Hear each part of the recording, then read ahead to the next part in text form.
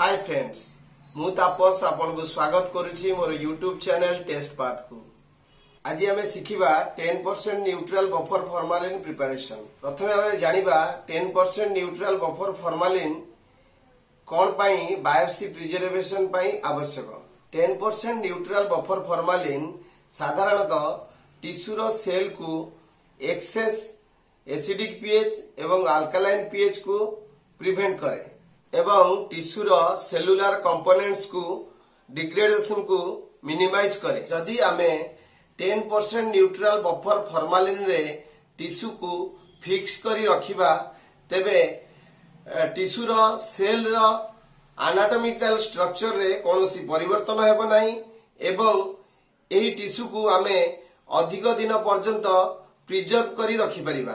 तेबे आसंतु आज आमे शिखिबा 10% न्यूट्रल बफर फॉर्मालिन किपरि प्रिपरेशन करा जाए। 5 litre 10% neutral buffer formalin preparation करिबा।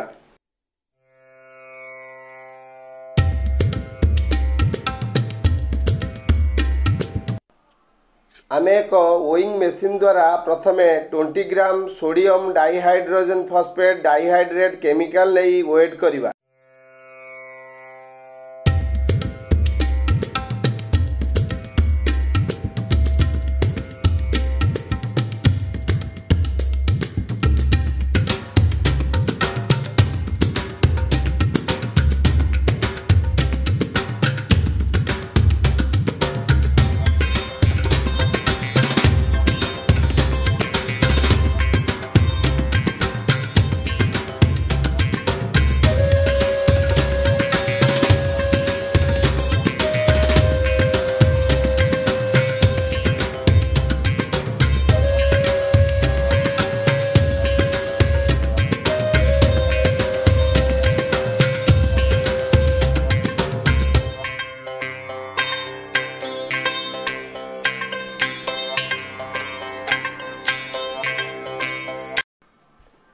एहा परे die sodium hydrogen phosphate anhydrous 32 ग्राम नहीं वेट करिबा।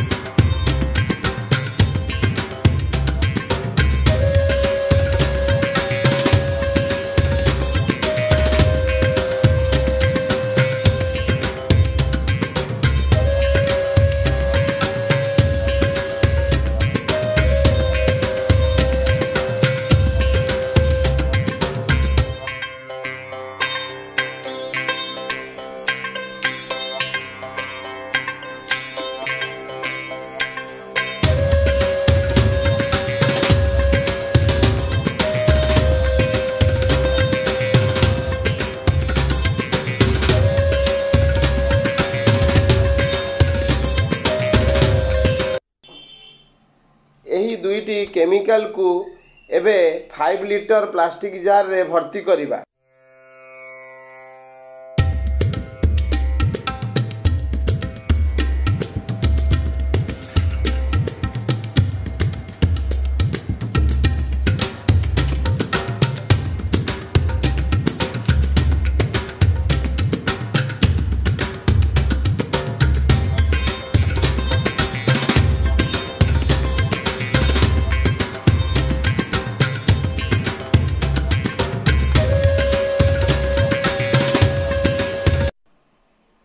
एबे प्लास्टिक मेजरिंग बिकर रे 4.5 लीटर वाटर मेजर करी जार रे भर्ती करिबा।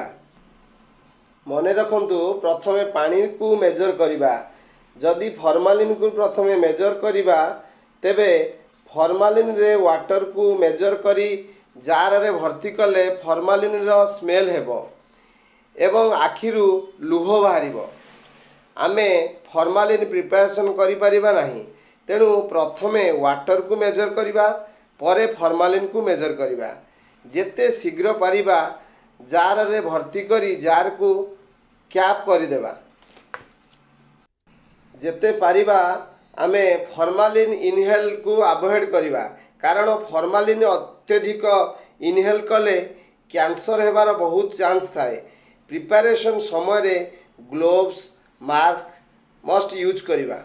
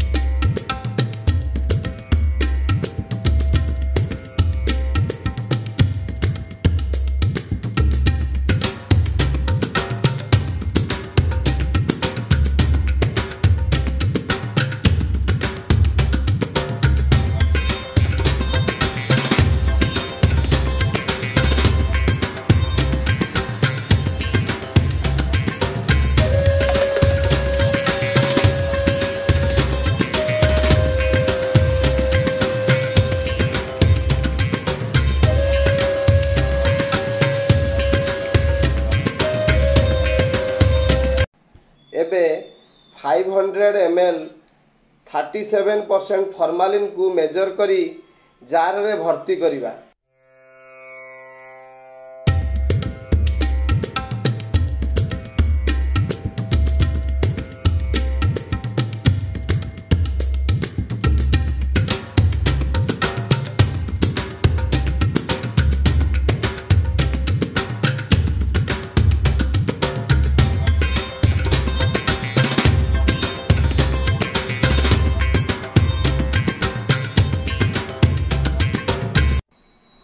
एबे 10% neutral buffer formalin preparation complete हो जाइछि। एबे आमे 10% न्यूट्रल बफर फॉर्मालिन रे टिश्यू को फिक्स करी प्रिजर्व करी रखिबा।